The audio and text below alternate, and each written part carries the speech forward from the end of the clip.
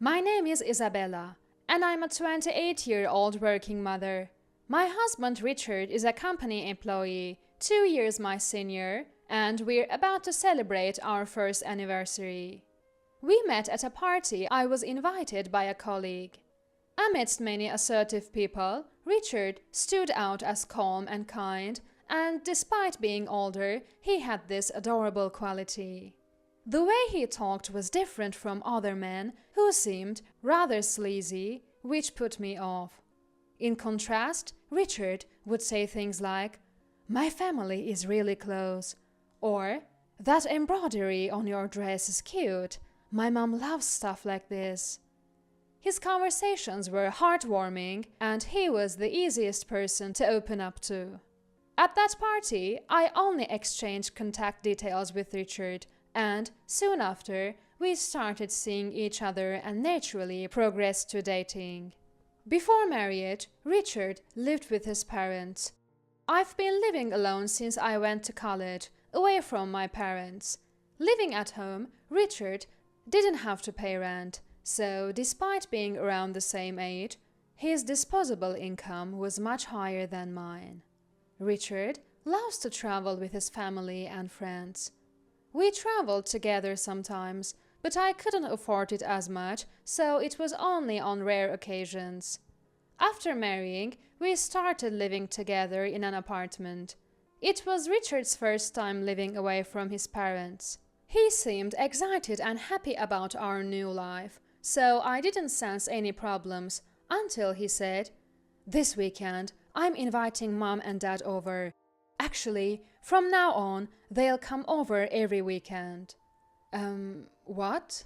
Richard began inviting his parents over every weekend. Their house was just a short drive away. Occasional visits would have been fine, but frequent visits were a bit much. I thought they visited just recently. I asked casually, trying not to upset him. "Yeah, isn't it great? Their family after all." He didn't get the hint at all. Every weekend, I felt utterly helpless, dreading their visits. The issue with my in-laws coming over was the repetitive talk. "Richard is such a remarkable son. The pride of the family, ha ha ha ha." Hearing the same conversation every time was one of the challenges. My in-laws often come over on Friday nights and stay until late on Sundays, spending all their time chatting in the living room. I can't just leave, so I end up having to be part of these interactions. Since they are guests, I'm the one who has to host. On my precious days off, I'm expected to cook lavish meals, clean the house, and even take care of their personal needs, leaving me exhausted. It would be nice if my husband and in-laws appreciated my efforts, but instead they complain about my cooking. "Isabella, your cooking is somehow lacking. The drinks don't go down well with this." "Richard, are you eating properly? You look thinner." "It's okay, Mom, Dad. I often eat out during the week." All three of them criticize my cooking. I had noticed before we got married that Richard's family tends to have heavily seasoned food. During our dating period, when I cooked for him, I was surprised to see him dousing steaks and scrambled eggs with loads of sauce. I started worrying if my cooking was too bland, but I realized it was just Richard's taste, as he did the same even in restaurants. Still, it's frustrating to hear from my in-laws. "Isabella, you need to cook properly. Didn't you taste it? Is this how it's supposed to be? A wife who can't cook is no good. You need to improve, or it might lead to divorce." It's irritating to be told that my food isn't delicious. Your seasoning is too strong, or maybe your taste buds are off. I can't just say, "I'll be more careful next time." All I can say is. So, I started making the food saltier and providing extra sauces when they visit, which I don't normally do. I can't risk my husband developing high blood pressure. "Oh, today's meal is a bit better, I guess." It has improved a bit, just a bit. Their appraisal slightly improved. But when I tasted it, it was quite salty, and I thought to myself, what a family of tasteless eaters. Well, if they're satisfied with that, I suppose it's okay for now. However, things got even worse. One weekday, when I returned home tired from work, I found my mother-in-law, Emma, there. "I'm here to teach you how to cook." It was past 9 p.m. I have to get up early tomorrow, I thought, but my silent plea was ignored as Emma's cooking lesson began. Her cooking was, as I expected, laden with seasonings to an unhealthy extent. The soup was loaded with condiments, and the main dish was fatty meat with extremely heavy seasoning. "It whets your appetite, doesn't it?" Emma seemed delighted. Richard dug in like a boy, exclaiming, "This is it!" The difference in our food values was terrifying, and I reluctantly tasted a bit of the meal. After that, Emma began visiting our home frequently. On weekends, my father-in-law, Joseph, would also stay over. It was almost like living together. It was exhausting. I reached my limit trying to accommodate my in-laws and desperately wanted to lease 2 days off a week without seeing them. So I subtly suggested to my husband, "How about we go somewhere to relax?" He loves traveling, and I thought he would take it as a hint for a trip. As expected, he said, "Great idea, let's plan a trip." He began planning the trip. Since moving in together, we had been in an almost co-living situation with his parents, but this would be our first trip alone since our honeymoon. Richard hadn't been traveling with his friends either. I hoped he was saving for our future. The trip he planned was a weekend getaway for 2 nights and 3 days. The destination wasn't far, so we could relax without taking leave. "Thank you," I said, grateful to my husband for planning it. "Yeah, leave the trip planning to me," he said proudly. In hindsight, that was a mistake. On the day of the trip, while waiting for the bus to our destination, Richard was looking around restlessly. "What's wrong?" I asked, but I realized the reason before he could answer. "Oh, good, we made it in time." "Hey, Richard, sorry to keep you waiting." To my surprise, my in-laws had shown up. I looked at my husband apprehensively. "Come on, both of you, we're almost late for departure. That was close." "That was close? No, this is not what was planned. I want my enjoyment back." "What do you mean? When I mentioned the trip, Mom and Dad thought it would be more fun if we all went together," my husband said with a smile. I wish he had at least consulted me, or better yet, stopped discussing everything with his parents. He's already 30, for goodness sake. "Come on, let's get on the bus." "Isabella, don't just stand there daydreaming." "Okay." I wished for my 3-day holiday back. Throughout the trip, the enthusiasm of my husband and in-laws was overwhelming. "Let's have lunch at that restaurant." "Let's go to that place for drinks tonight." All the places I wanted to visit were ignored. Richard kept catering to his parents, paying no attention to my preferences. The worst part was, "Wow, what a great room, Richard." It was a 4-person room. I had been looking forward to staying in a suite, but it was a different room. Unable to sleep due to their snoring, it was an utterly exhausting trip. Back at work after the trip, I let out a big sigh, and my colleague next to me looked at me in surprise. "Hey, what's wrong? You've got serious dark circles." "Really?" I checked in a hand mirror and saw severe dark circles, not just blue but almost like red blemishes. I hadn't noticed them in my rush to leave the house. Lately, I've been so tired that I haven't spent much time on makeup. I was shocked. Then, My colleague whispered in my ear. "This is hard to say, but Isabella, your hair." She pointed to a spot on my head. "What?" Afraid of what I might find, we went to the restroom together. Using the restroom mirror and my hand mirror, I checked the spot she pointed out and found a bald patch, the size of a coin. No way. I felt all my strength leave my body. A friend of mine had the same issue. "Are you stressed? Doesn't your husband notice?" My colleague helped arrange my hair to cover the bald spot, but I was truly shocked and didn't know what to do. Since it wasn't very busy that day, I left work early due to feeling unwell and stopped by the dermatologist before going home. I received medication, but it wasn't something that would heal quickly. The doctor said the cause wasn't clear-cut. However, I had already made up my mind. When my husband Richard came home, I brought up the subject. About the next trip we're planning. Richard seemed really excited about the last trip and was already planning the next one. He says it's just the two of us, but I'm sure his parents will end up coming again. So I tried a different approach. "Can we take my parents along?" If I said I didn't want to go, the trip would be cancelled and his parents would probably end up staying at our house again.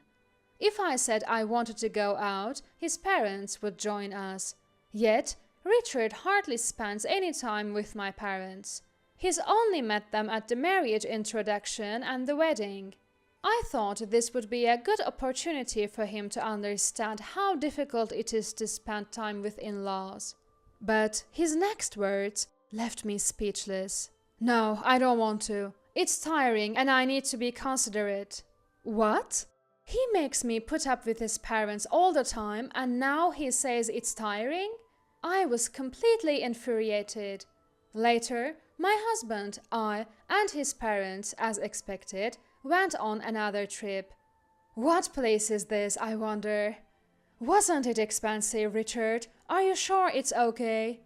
His parents seemed excited about the new destination, which was a bit further away than usual. "Well, this time Isabella planned it, so I'm not too sure," Richard replied to Joseph. "Yes, I planned this trip. The accommodations, the restaurants, everything was booked by me." "Isabella, it's important to have fun, but don't spend too much, okay?" "Yeah, a wife needs to be frugal."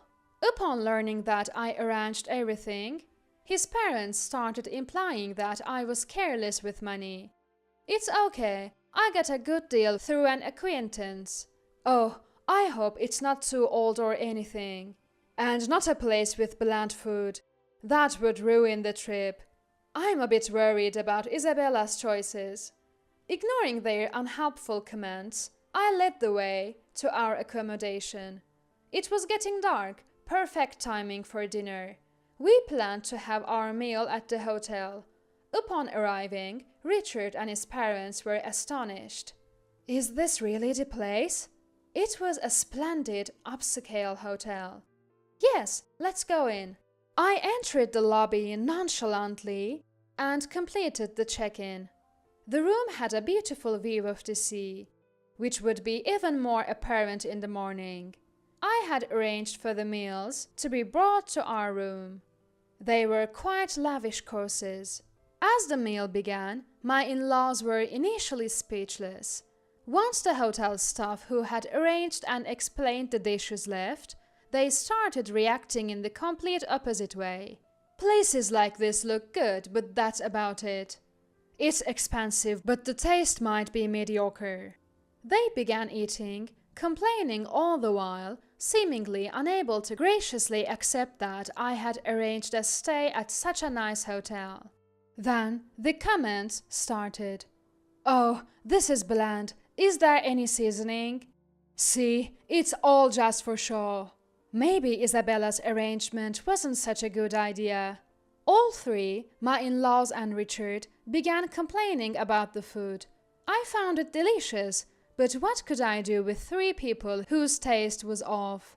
Sitting near the room's entrance, I discreetly summoned the hotel staff without them noticing. I let the staff listen to their gripes and demands for a while. This lack of taste in the food reminds me of Isabella's cooking. Did we come all this way just to eat Isabella's cooking? I was hoping for something delicious on this trip. They effortlessly mixed complaints about the hotel and me, freely voicing their opinions without any prompt from me. This hotel looks old. It must be cheap because it's big. Is this how our son's wife treats us? Choosing a cheap place for us to stay? Don't worry, Dad, Mom. Next time I'll handle the arrangements. They kept eating and complaining. Then, "Excuse me," a voice from outside the door said. Emma, thinking it was the next course being served, cheerfully replied, "Yes, but it wasn't about the food.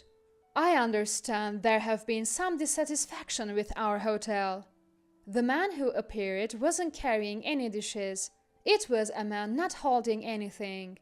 "Oh," Richard uttered, freezing up. The man continued, "I also heard there were complaints about my daughter." "Yes, the man who appeared was my father." "Oh, Emma looked confused and turned to Joseph. "Well, what a coincidence to meet here! Ha ha ha!" Joseph laughed nervously, but my father's expression remained stern. "If there is anything you're unsatisfied with, we can remake it or change to a different menu. May I ask what it would be?" My father calmly questioned them. The three, having pretty much finished their meals, seemed unable to respond. "No, nothing in particular," Richard replied. "Is that so? Earlier, my daughter asked me to listen to your requests, as you are important guests. So I was waiting outside. I apologize if our hotel's cuisine, which is relatively lightly seasoned, did not meet your preferences." When the three realized that my father had heard everything, their expressions changed to shock. "It's a joke. The food was actually very delicious. Just kidding around, you know. Ha ha." Seeing Richard's forced laughter, my father said, "There's no need to strain yourself." Richard's face froze at this. I had called my father to discuss the stress caused by my in-laws, leading to my alopecia, and the lack of support from Richard. It was the first time I consulted him about my husband. My mother passed away early, and I didn't want to worry my father too much. Hearing my story, my father was furious. "I'm coming over right now." He was determined to travel despite the distance from our house to his. I told him about Richard's travel plans and the likelihood of the in-laws joining, so we devised this plan together. My father is a retired manager of a prestigious hotel and still has influence there. As a child, I was often left at this hotel. Because of his late working hours and my kindergarten schedule, the hotel was my caretaker. I was doted on by the staff, helped with cleaning, learned cooking, and enjoyed delicious meals. So, my cooking skills are honed by this hotel. And I'm confident they are not as bad as my husband and in-laws complain. If this hotel doesn't suit you, please leave. If you are a burden to my daughter, I'll cut off ties," my father said sternly to Richard and my in-laws. "How can you say that? Tell a guest to leave?" My in-laws were furious, but another staff member came in and cleared their plates. They were stunned by this. "Please leave," my father urged them, and they reluctantly exited the hotel. "Is this a joke? We'll get our money back, right?" They complained, but the money won't be refunded, as I was the one who paid. Watching my in-laws leave, the hotel employees looked at them with disdain. They must have been really uncomfortable. The in-laws' complaints quickly ceased. For once, the usual 3-on-1 criticism against me was reversed, and I felt a sense of relief. After that incident, my husband, not wanting to face me, went back to his parents' house. I compiled all the mistreatment I had endured and consulted a lawyer. After getting an estimate for alimony, I sent the documents to my husband by mail. Startled, he hurried back home, pleading with a near tearful face, "Divorce and alimony? That's too harsh." But when I asked, "Do you have a solution then?" he stuttered, unable to answer. It was clear he would never prioritize me over his parents. "If you want to fight this thoroughly, I can call my lawyer," I warned. He quickly agreed to the divorce. My ex-husband returned to his parents' house, but it turned out he didn't have much money. I had thought his frequent travels before marriage meant he was well off, maybe saving money by living at home, but he was just a spendthrift. Living at home, he managed even if he spent his whole salary. After marriage, when we started sharing rent, his inability to afford travels became apparent. Now, with the alimony on top, travel seems out of reach for a while. Neither my ex-husband nor his parents are likely to travel anytime soon. The hotel my father chased them from is a very famous one, well known for its cuisine, and often featured in the media, which my ex-in-laws were unaware of.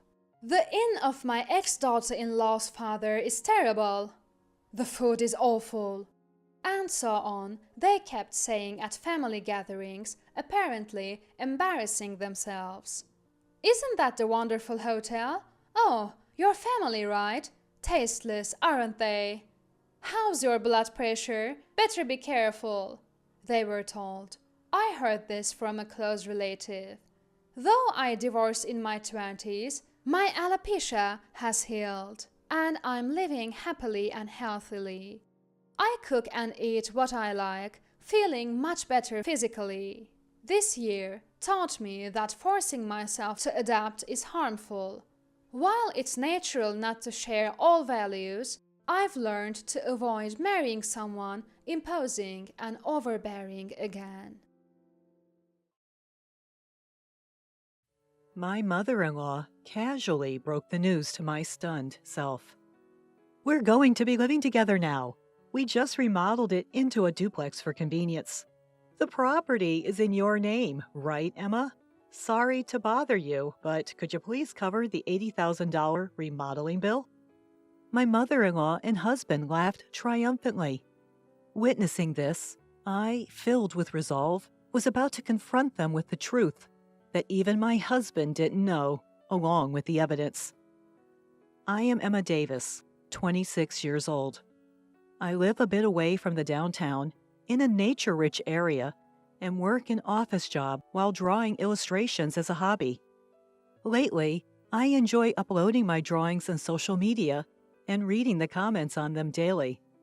I have a husband who is 3 years older than me, and we're enjoying our married life in a favorite old farmhouse that we bought right after our wedding.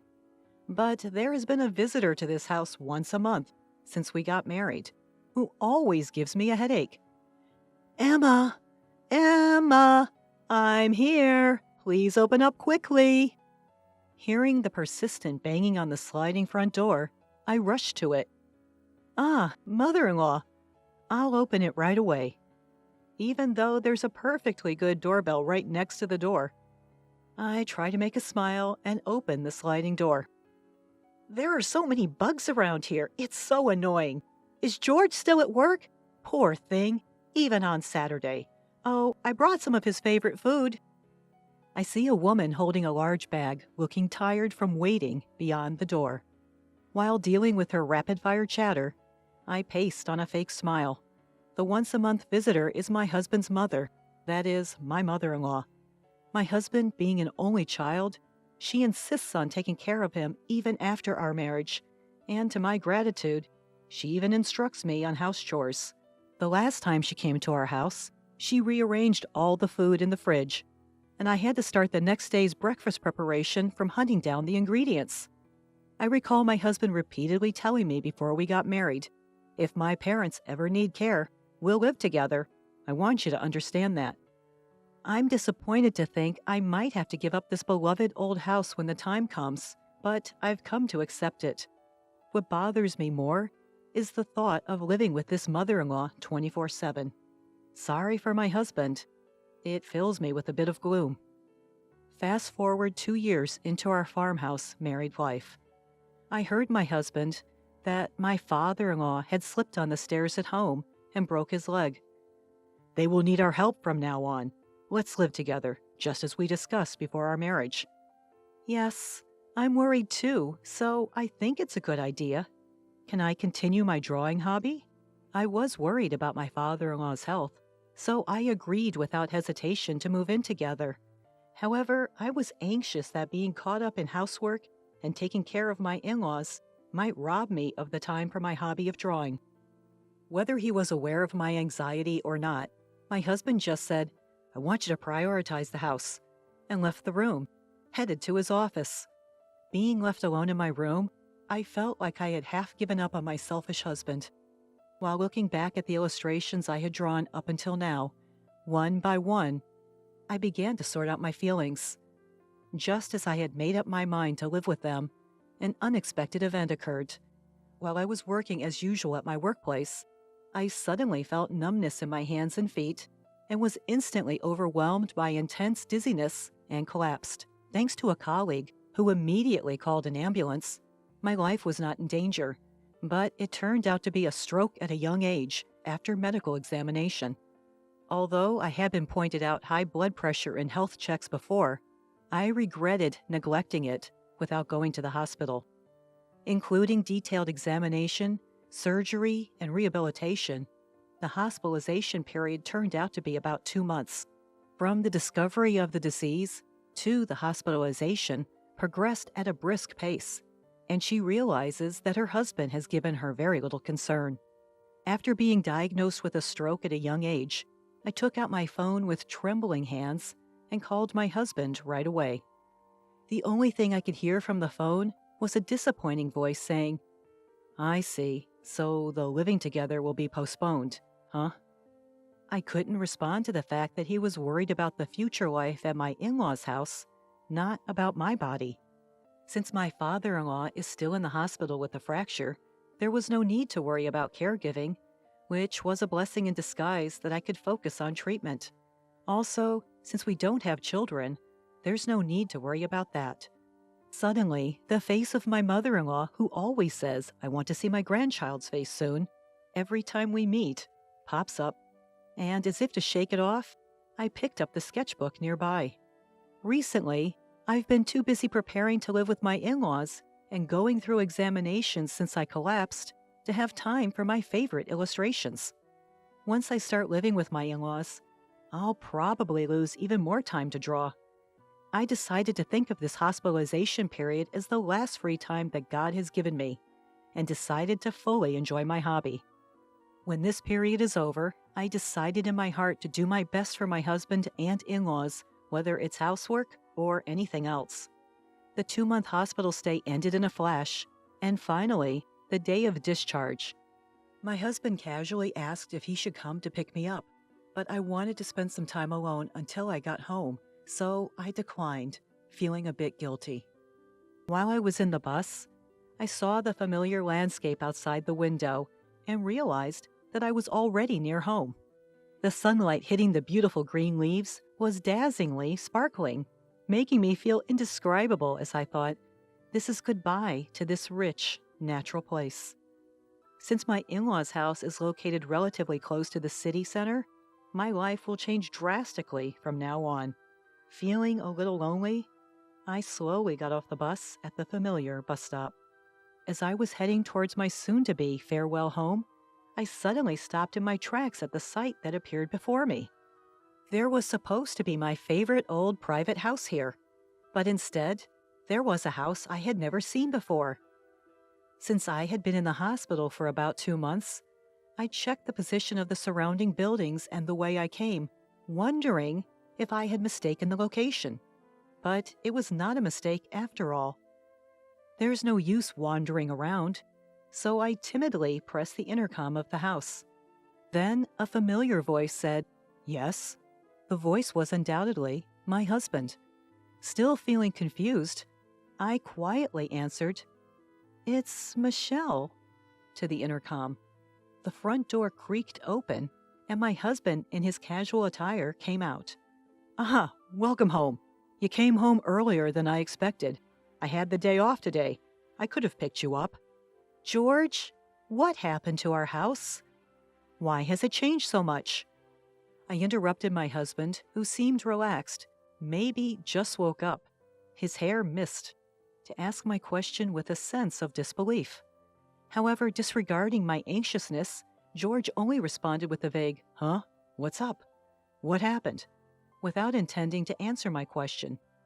Just then, I heard laughter coming from inside the house. Thinking it couldn't be, I pushed past my husband and headed toward the living room. When I opened the unfamiliar door leading to the living room, I saw my mother-in-law lying on the couch watching TV. She was clutching her stomach and laughing while watching the TV screen. "Why is my mother-in-law in this house?" "Oh, Michelle, welcome back. Hospital stays can be long, but don't worry. I took care of the house while you were gone." I wonder what this house stuff my mother-in-law is talking about. Could it be chores?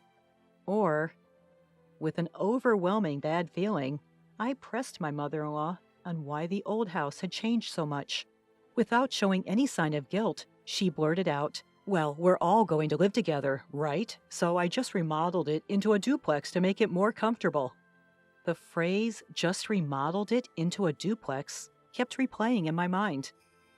My mother-in-law was always the type to interfere with our life, but I never expected her to remodel our house without permission. Moreover, weren't we supposed to start living together in my in-laws' house, which is closer to the city center? Every time my mother-in-law visited the old house here, she used to complain about the bugs and the short walk from the station. Despite that, why?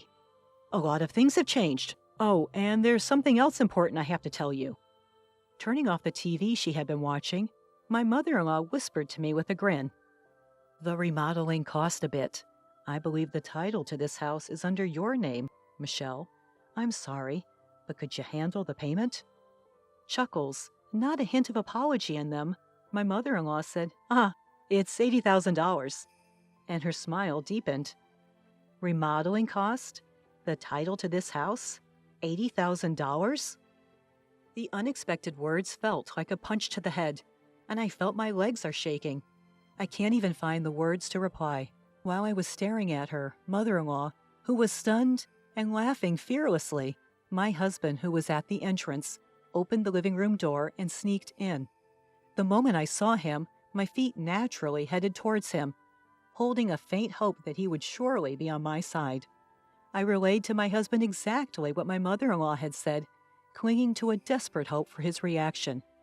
But all I received from him was a cold response. "Well, that's about right. Take care of it, will you?" That's right. That's the kind of man he is. When I collapsed from a stroke, he was more concerned about our living arrangements than my health. He's a man who will stop if his mother says green means stop, and will go if she says red means go. A man who always thinks his mother is right. The discomfort and dissatisfaction I'd felt toward my husband escalate once it flooded. I was done.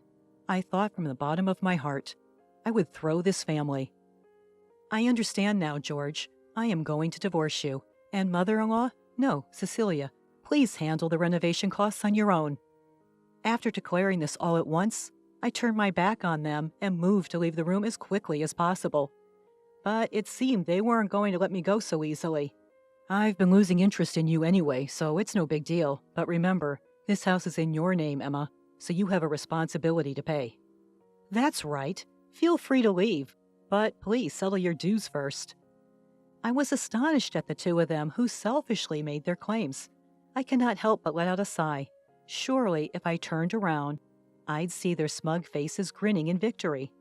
I refused to look back, standing tall as I replied, "You keep saying the house is in my name, George, but did you forget? The ownership has been transferred to you." I revealed the truth.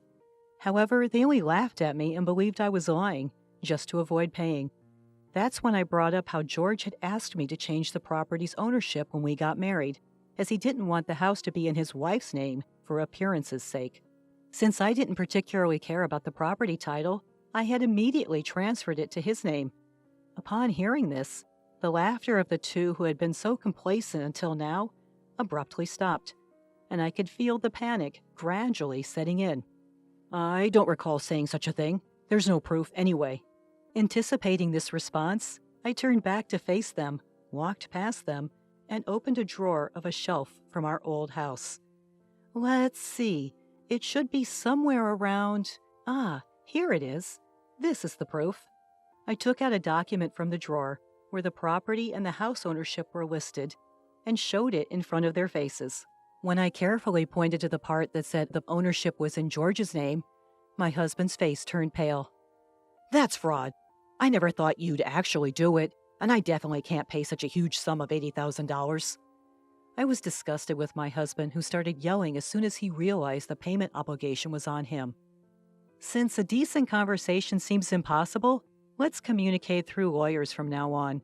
Cecilia, your son seems to be in quite a pickle, so please take good care of him from now on." Beside my loud husband, I smiled at my mother-in-law, who was standing dazedly, and finally turned my back on them, leaving their home for good. After that, my husband called several times, but I chose to ignore him entirely, decide to communicate formally through a lawyer. Given our already strained relationship and problems with my mother-in-law, the divorce was settled without any issues. In addition, regarding the matter that my husband insistently shouted when he left, change of name is a fraud, was decided that there was an agreement between us because it was changed when they got married 2 years ago. My lawyer assured me with a smile that this is neither fraud nor anything illegal. With that, all the uncertainty inside me was completely dispelled. It seemed that the cost of renovating that house was supposed to be paid in full by me as soon as I got discharged from the hospital. Wanting to applaud, I now appreciate the well-crafted, spiteful act of pushing me into hell just after I had endured surgery and rehabilitation and finally got discharged due to illness. In the end, since the house was in my husband's name, it was his duty to make the lump sum payment, and he ended up strangling himself. In addition, I was able to secure alimony after the successful divorce. My husband, who had been hit with a claim for a total amount that he could not possibly pay off, had either borrowed money from dangerous places or hadn't. While I was fighting with my husband and mother-in-law, I received an apology from my father-in-law, Bob, who had been hospitalized with a broken leg, saying, "I'm sorry for my wife and son's behavior." Of course, it didn't seem that Bob was involved in this matter.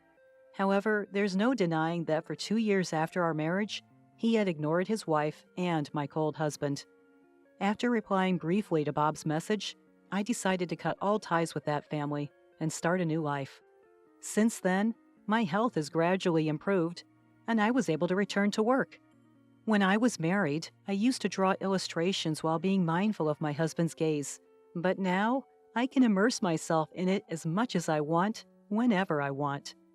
Originally, I was just drawing as a hobby, but now I get job offers from the social networking site where I post my illustrations, and I now spend more time drawing for work than for pleasure.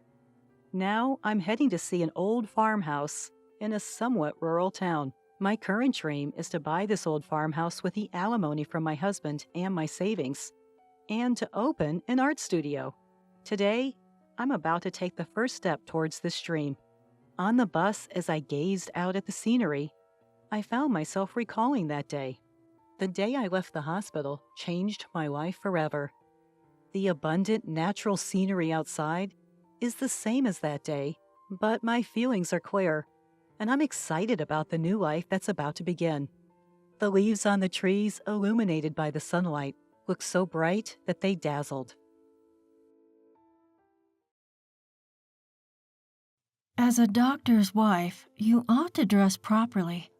That's what my sister-in-law said to me, looking down on me. I guess to her I'm a lesser being.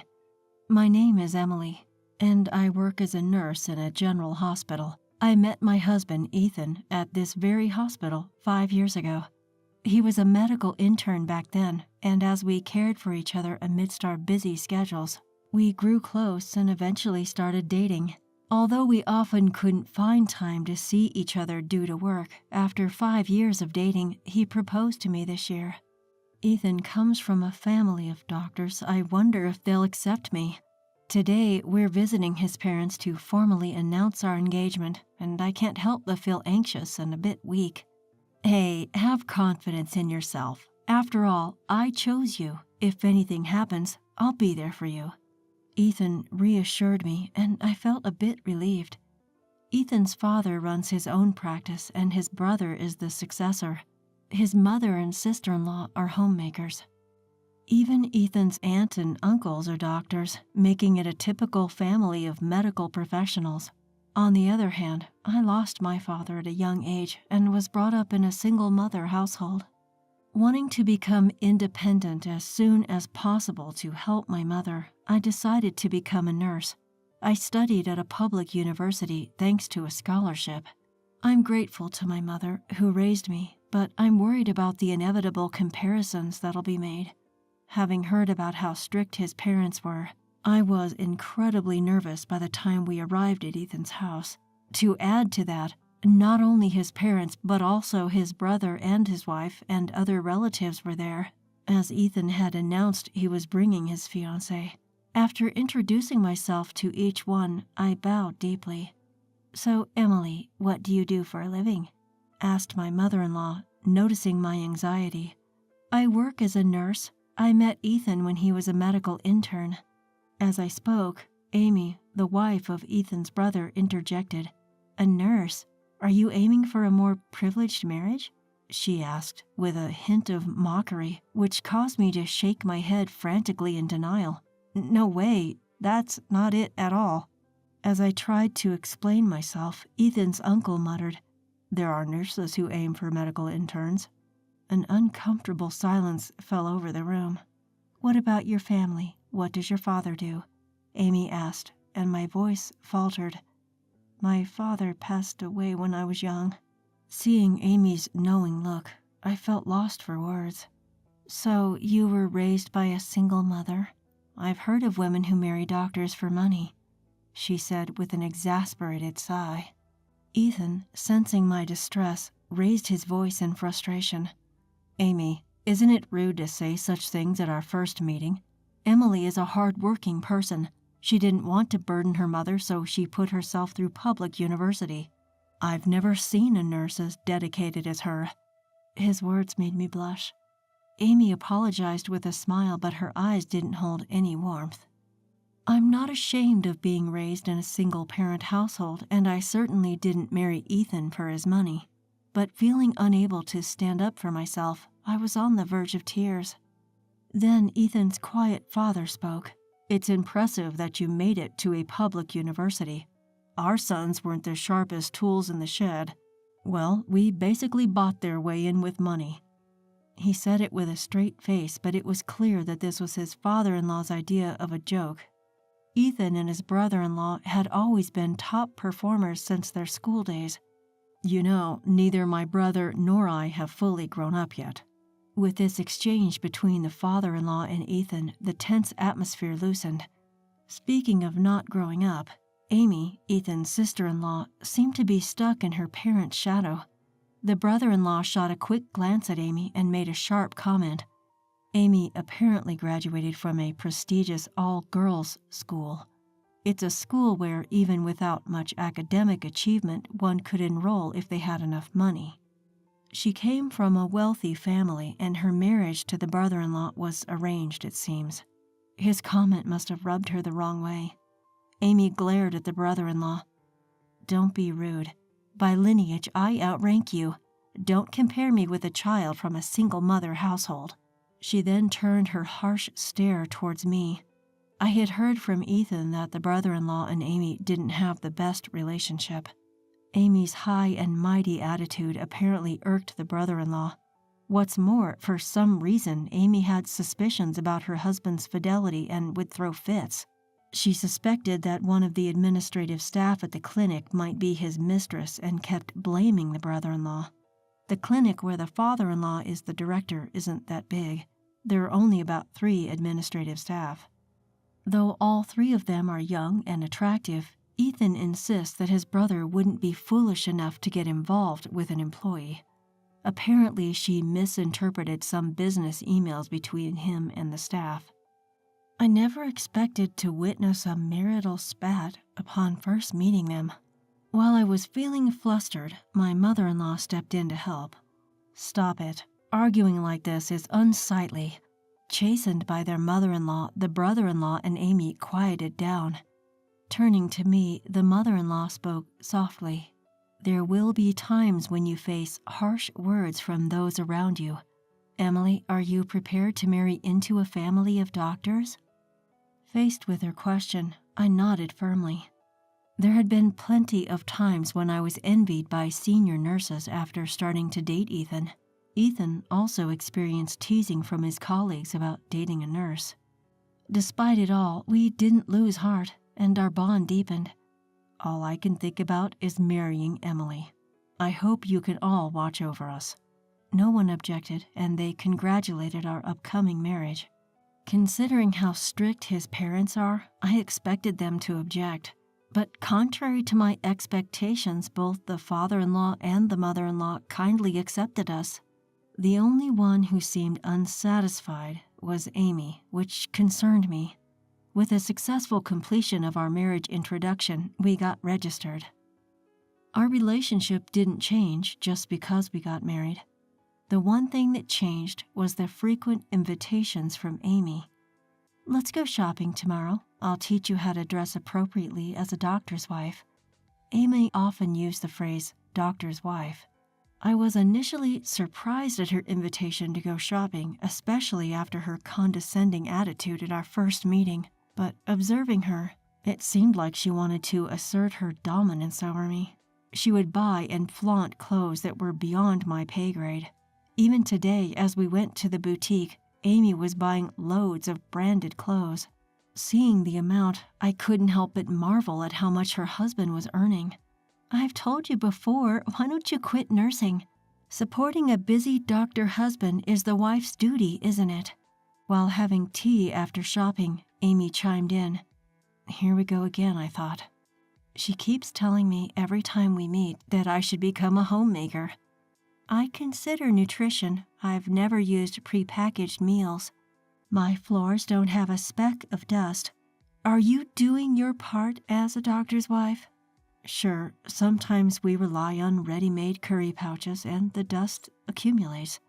It's made me doubt myself, and I've talked about it with Ethan. I asked if I should quit nursing and become a homemaker. Ethan, with a serious face, reassured me. "I want you to continue nursing. I fell in love with you for your vibrant work attitude." He had told me before that he was smitten at first sight, seeing me treat patients with kindness. Remembering Ethan's words, I replied, "I have no intention of quitting nursing." Ethan understands that too. At that, Amy snickered. "Really? I'm sure a low-bred woman like you will be cheated on soon enough. You're only good for your brains after all." Amy suddenly started to look down on me. I won't stand her belittling my household. I lost my temper and gave her a piece of my mind. "So your only claim to fame is that you come from a rich family, right? You don't even get along with your husband. Maybe you should worry less about being cheated on and try trusting him more." As soon as I'd said it, I knew it was too late. Amy's face turned beet red with anger, and she looked like a fiery demon. "How dare you? A woman like you doesn't belong in this house." With that, Amy stormed off. When I told Ethan what happened, he burst out laughing. "You told off my annoying sister, good. She'll cool down after a while." I had regretted what I'd done, but now I felt better. In fact, I was even a little relieved that the invitations to go shopping and tea had ceased. You know, Amy always acts so high and mighty in every boutique. Is she a regular customer or something? Ethan shrugged it off, saying she just loved shopping, but it was on my mind. "Hello, I've got something I want to ask." I dialed up a friend. I thought the next time I would see Amy would be months away, at New Year's, but mother-in-law contacted me the next day about a dinner party. father-in-law was turning 60 and she invited us to celebrate with a high-end sushi meal. The thought of seeing Amy was unpleasant, but I wanted to celebrate father-in-law's birthday. I figured she must have forgotten by now, and I was looking forward to dinner. When I arrived at the restaurant, I saw brother-in-law and his wife approaching. As soon as Amy spotted me, she marched right over, her face stern. "Why are you here? Didn't I say you don't belong in this house?"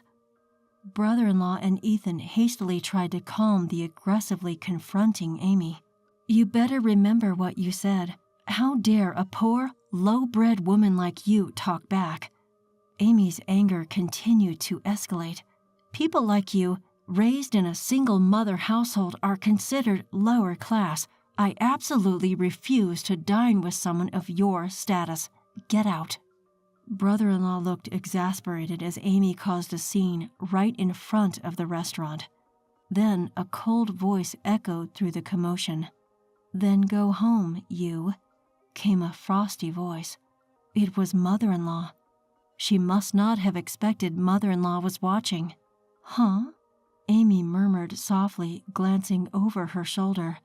"I'm terribly embarrassed by this spectacle outside the store." Mother-in-law's words were met with nods from everyone present. "I only argued back because Emily was being rude. I support my husband so much." Amy seemed to go into hysterics, her voice rising again. "It's Ethan's fault for bringing such a low-status woman into the family in the first place. Divorce her, even now." Her words were utter nonsense. Naturally, Ethan wore a bewildered expression. "Please, don't get more hysterical than this." "It's your fault. You insult my education." The fight between brother-in-law and Amy had officially started. Mother-in-law intervened once more. "I had planned to ask about this later, but if you're going to make such a fuss, I'll ask now. Amy, you're hiding something, aren't you?" At mother-in-law's words, the arguing voices instantly went silent. "Hiding something? What do you mean?" Amy's voice trembled slightly, though she was trying to stay calm. "Emily told me about your shopaholic tendencies." Amy's face turned ashen.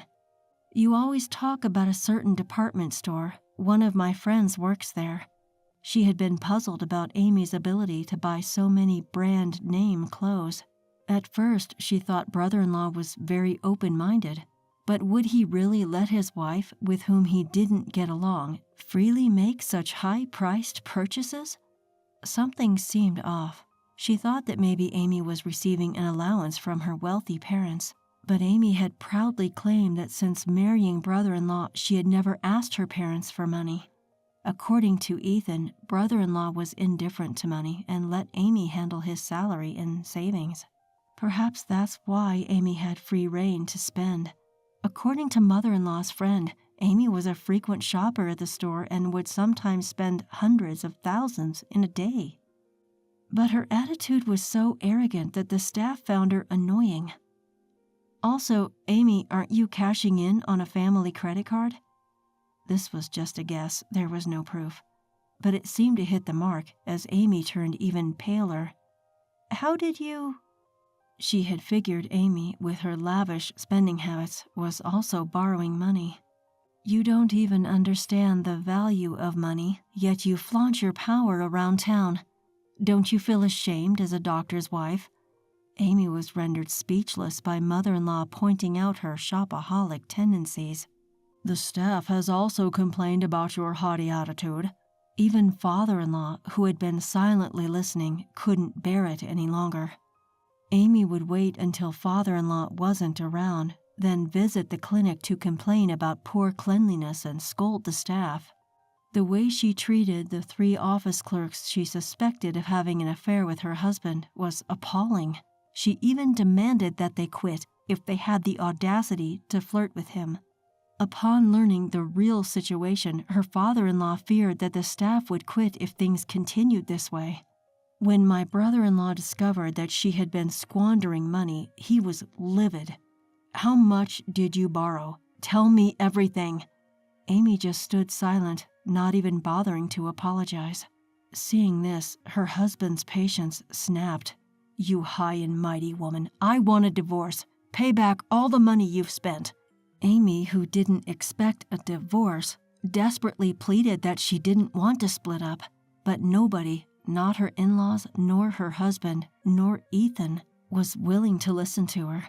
Then she turned to me with a plea in her voice. "Emily, as a fellow wife, you understand how I feel, right?" I couldn't help but laugh at her audacity. "Are you asking for help from a woman you've always looked down on because of her social status? Why don't you ask your wealthy parents for help?" After I bluntly told her off, Amy's head dropped in defeat. And so Amy and her husband decided to get a divorce. Even when she handed in her divorce application, Amy was still causing a fuss. Eventually, her parents came to take her back home. The money she'd spent over time amounted to millions, and Amy, unable to pay it back, went crying to her parents. They paid off her debts, but she's now the talk of the town as the woman who spent her husband's money. It's going to be hard for her to remarry. Her parents are so embarrassed that they're keeping her indoors for now. They've confiscated her cash and credit cards too.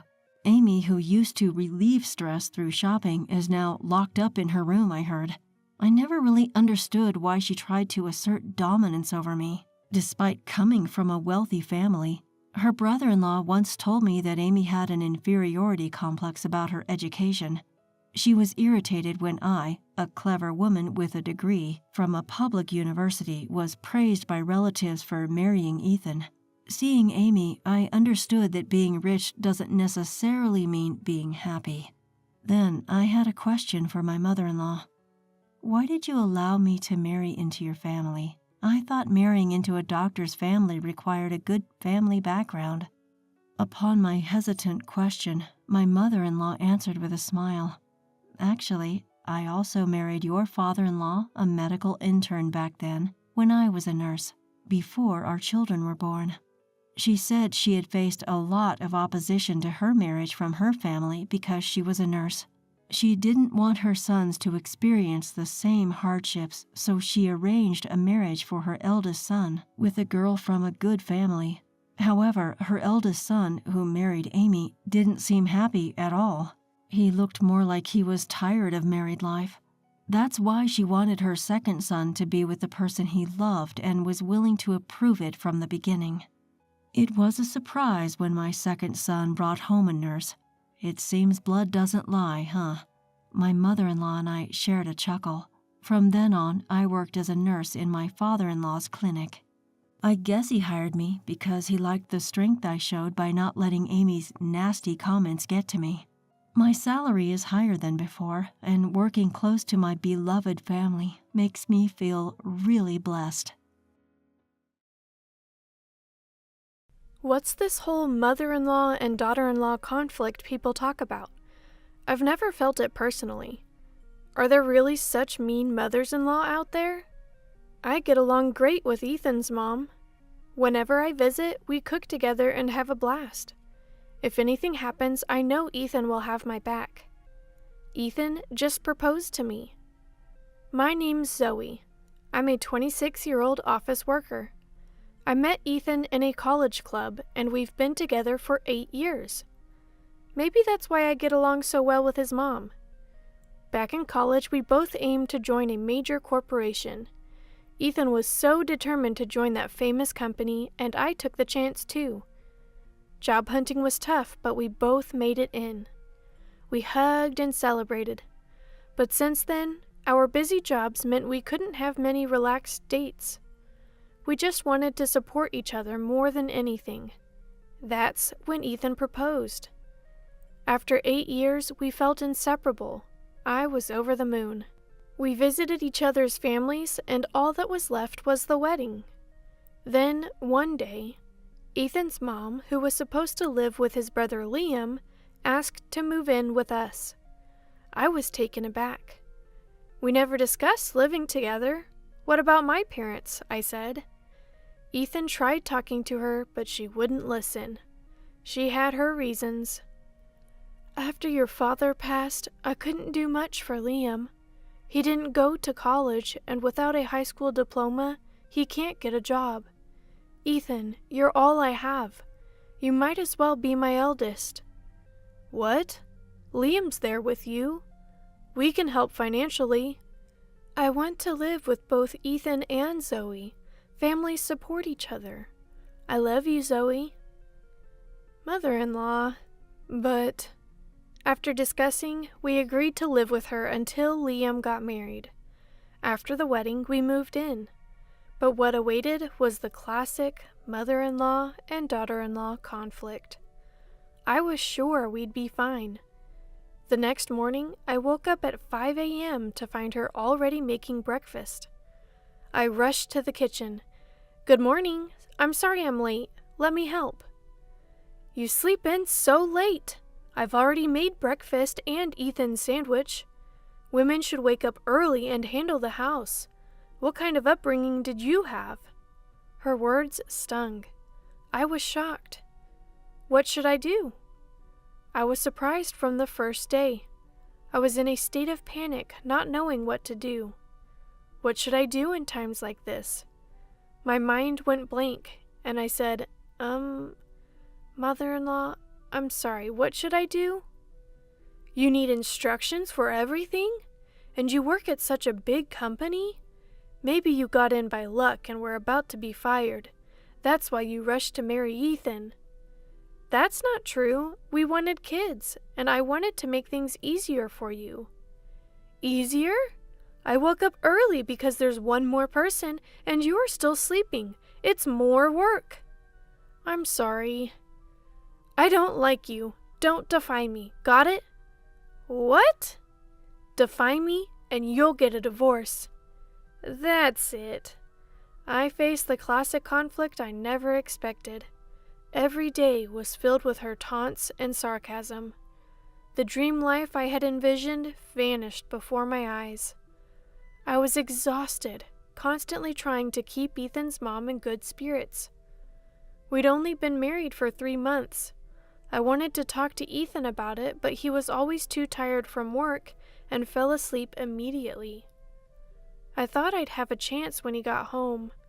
One day, as Ethan was changing in the bedroom, I brought up the mother-in-law issue.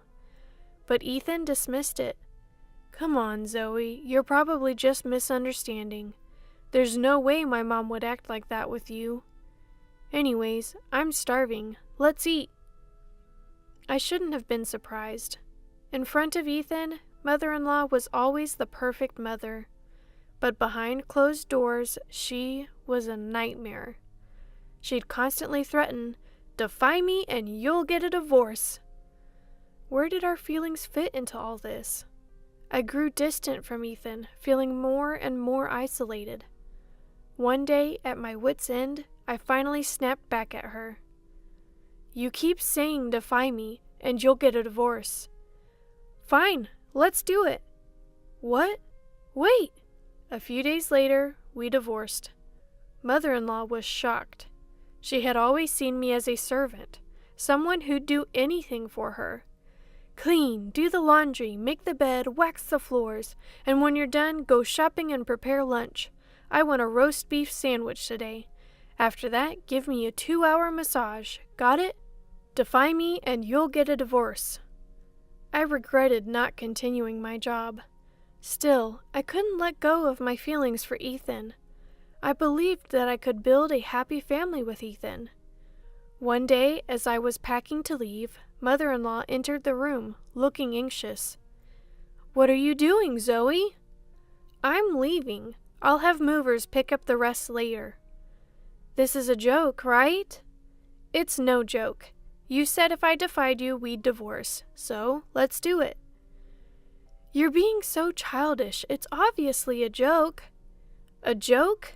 Stop messing around. I've had enough. Let's divorce. It's ridiculous that your mother even has a say in this. Well, I mean, it's just that I'm not your mother's servant, you know.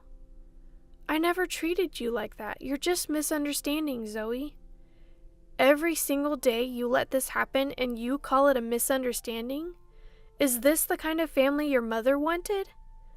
Wait, it's just... I've struggled raising our 2 sons.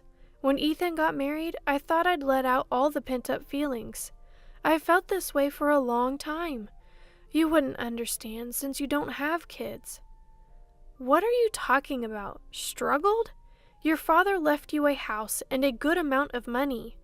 Ethan was 16 then and didn't need much care." "That's why I said you wouldn't understand. Have kids and then talk." "Really? But taking out your frustrations on your daughter-in-law is wrong. Was I chosen just to be your stress reliever? Is that why you were nice to me?" "Of course, it's always been this way. A daughter-in-law shouldn't defy her mother-in-law. That's tradition." I quickly packed and left the house. She still insisted that what she did was right and told me to understand her struggles. If this is what family means, if being treated this way is what family is about, then I don't need such a family. I'm content with my own life. I calmed down at a nearby park and then went to my parents' house. The moment I saw my mom, I burst into tears. She felt so warm. "Zoe, what happened?" "Just wait a moment." She quickly made me a warm coffee. "Drink this and calm down. This isn't like you." After calming down a bit, I told her everything. "Why didn't you tell me sooner?"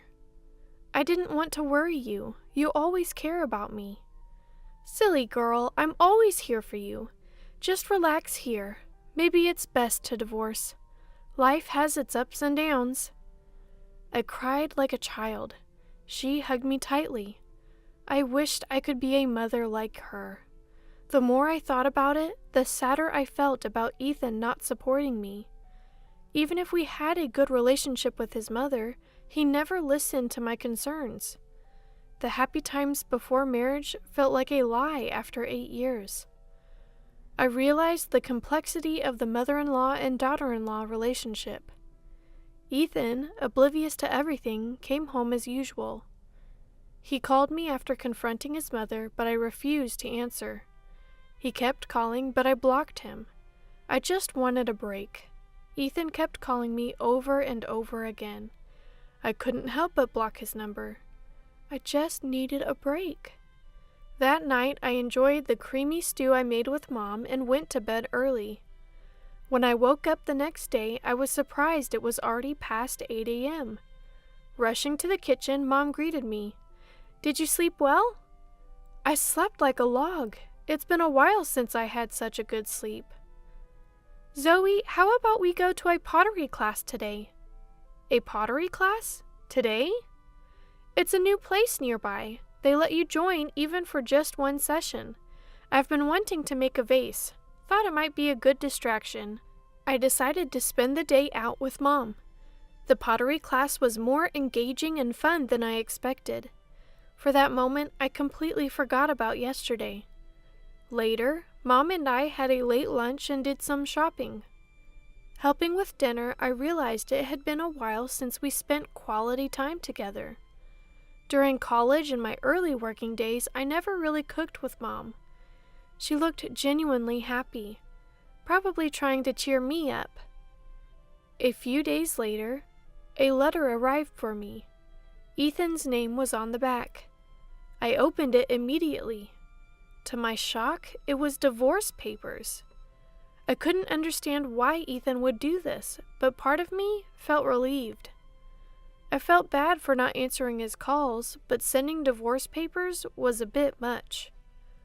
With no lingering feelings, I decided to fill them out and submit them to City Hall. Is this how breakups go? I started to think Ethan was just like my mother-in-law. What happened to those happy 8 years? As these thoughts consumed me, my phone buzzed. It was an email from Ethan. I hesitated but opened it, and there, the email painted a picture of Ethan completely under mother-in-law's control. She had manipulated him, blaming everything on me.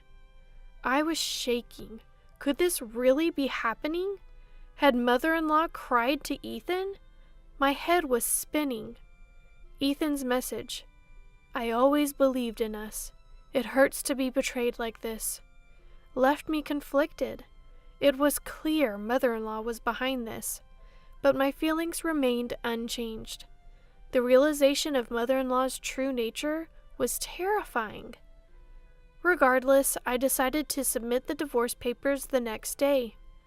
The next morning, I went to the city hall and had the papers processed. Surprisingly, I felt a weight lifted off my shoulders. Feeling motivated, I decided to start job hunting. A few days later, I got a call from a former boss. There was an opening in a subsidiary company, and they were struggling to find the right person.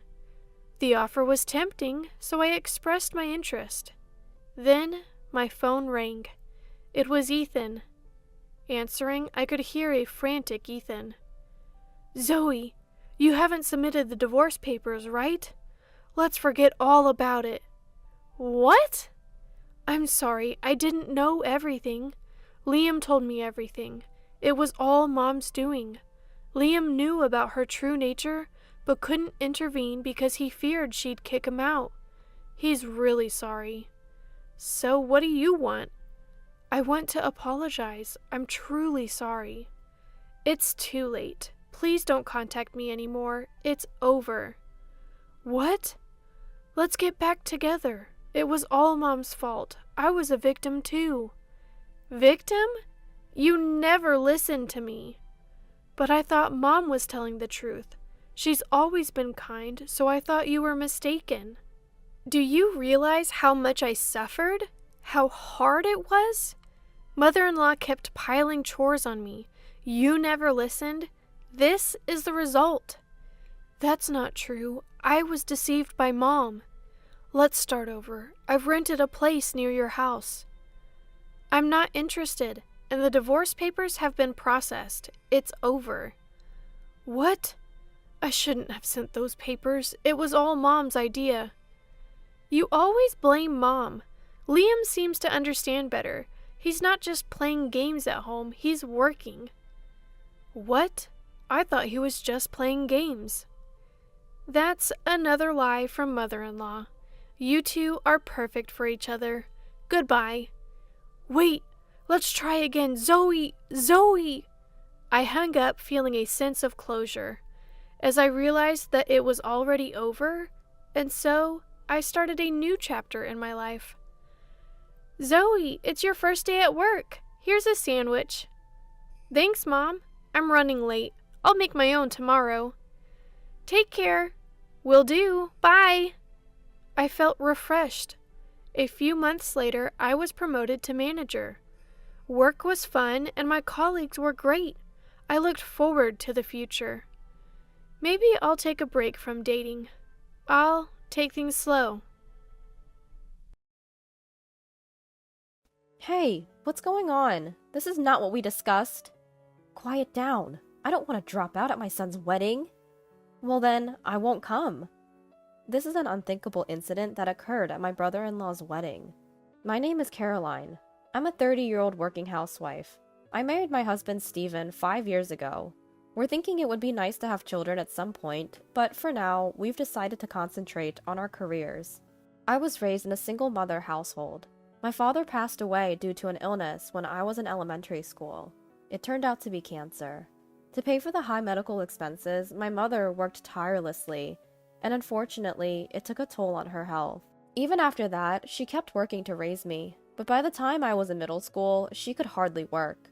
Her health had seriously deteriorated, and she could only imagine to work part-time a few days a week. But my mother, who had lost her husband and had no other relatives, had no choice but to work to raise me. I wanted to go to high school, but the desire to help my mother was stronger, so I decided to work after graduating from middle school. However, when my homeroom teacher found out about this during a career guidance session, he naturally opposed my decision. "Caroline, it's going to be tough for you to start working right after middle school. The future options will be limited. At least, you should consider high school."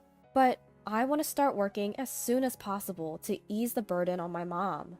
"Caroline, there are scholarships available now, and you can go to night school or take correspondence courses while working during the day. There are many options, so think it over. I'll return this career guidance form to you. So please write at least 2 other career options besides getting a job, and hand it in within the week. I reluctantly took the form returned by my homeroom teacher and decided to research on the internet using my mother's cell phone when I got home. When I started typing in the search window, I saw search stories that my mother had probably looked up. High school scholarships, financial assistance for non-taxable households, high school welfare benefits. I was curious, so I decided to search for them.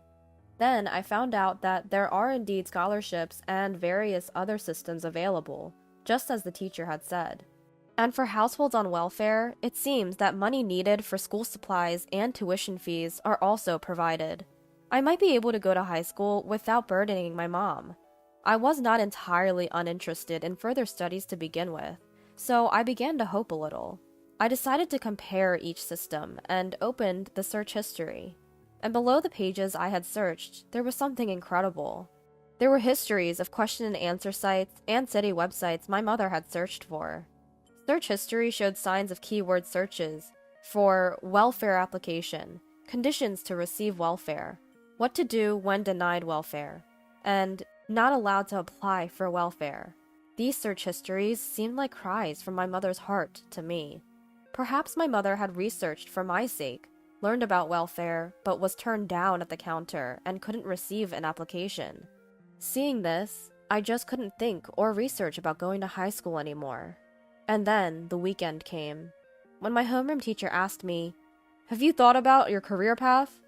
I replied that I simply couldn't consider going to high school. As expected, my teacher looked dissatisfied. Though no further guidance came during that moment, my mother received a call from the school in the evening. After hearing the situation from my teacher, she confronted me. "Why are you thinking about getting a job? If it's about money, I'll figure something out. Please, just go to high school." I responded, "But Mom, you know you've been denied welfare, right? I know going to high school costs more than a scholarship can cover." "How did you know?" "I saw it when I borrowed your cell phone. Since Dad passed away, it's been just you and me. What am I supposed to do if something happens to you? Please don't push yourself anymore. I'll work once I graduate to make up for all the hard work I've put in." Tears streamed down my mother's cheeks at my words. The person who was probably the most worried about my education and our finances was my mother herself. Sobbing, she hugged me and kept repeating, "I'm sorry. I'm so sorry." Thus, due to my strong will, I decided to work right after graduating from middle school instead of proceeding to high school.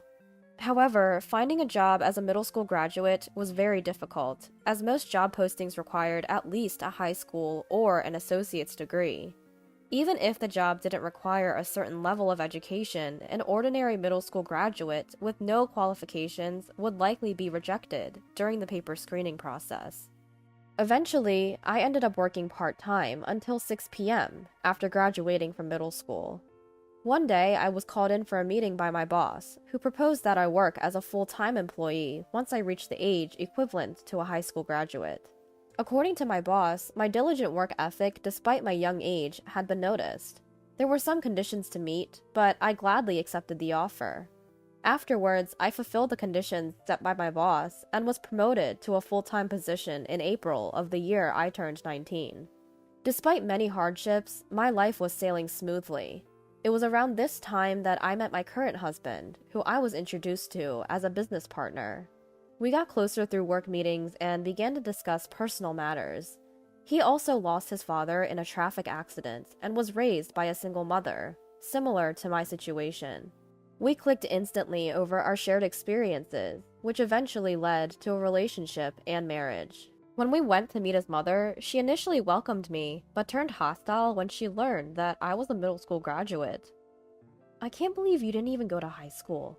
We may be a single mother family, but I managed to send Steven and his brother Robert to high school and college. Even if it required scholarships, it was possible to attend high school. What was your mother doing?" "Mom, that's no way to talk. Our circumstances were due to an accident, and we also had compensation from the other party. Caroline's family has its own issues. It's not fair to compare like that." If you do your research and follow the proper procedures, there are many grants and supports available. No offense, but it makes me think either she had poor grades that prevented her from going to high school, Or both mother and daughter are simply ignorant. Either way, she's no good as your wife. I can't approve of a marriage with such a woman. The harsh words I received had left me deeply frustrated. My brother-in-law, Robert, had mocked me incessantly for only having a middle school education, making acceptance by my husband's family seemingly impossible. Eventually, we defied their approval and got married, sort of eloping, and had a private ceremony. Given the circumstances surrounding our marriage, my husband and I found ourselves largely estranged from his family. Nothing improved over time. Our relationship was merely superficial, limited to basic greetings. Then, one day, we received a phone call from his family. "Hello, Stephen! Robert is getting married. They are planning a wedding ceremony, and we were wondering if you and Caroline could attend." Just like that? Out of the blue? What a turn of events. After treating Caroline so coldly all this time, you guys sure are feeling generous now, aren't you? I do apologize for that, but Robert's bride-to-be insists she wants blessings from all the family members. Please, for the sake of your mother. Stephen and I discussed it at length and decided that if this could be a chance to mend relations, we would attend the wedding as his mother wished. On the day of the ceremony, my husband was asked to come earlier than planned to help out, so we ended up going separately. Although they told me it was okay to arrive just in time for the start, I decided to go a bit earlier so I could greet my in-laws. However, when I arrived at Hotel A as instructed on the invitation, there was no sign of a wedding taking place, and there was no one else around just for a wedding. So I decided to ask the hotel staff, "Excuse me, I have this invitation for a wedding here?" The staff member gave me a puzzled look and said, "Could you please wait a moment?" and went to the back, leaving me to wait for a while. After waiting for a bit, the staff returned with a response I could not have anticipated. "I'm sorry, but there are no weddings scheduled at our hotel today." "What? But it clearly states this hotel's name, right here." I double-checked the invitation with the staff, but the hotel's name printed there was undoubtedly correct. Just then, my phone rang. It was Stephen. "Caroline, where are you?" "I'm at the desk of Hotel A. Stephen, where are you? They are telling me there's no wedding here today." "Why are you there? Didn't you get the call from my mom this morning? The schedule and venue have changed." "What? I didn't receive any such call from your mom." "No way." "Hold on, I'll get there as soon as possible. Where is it and when does it start?"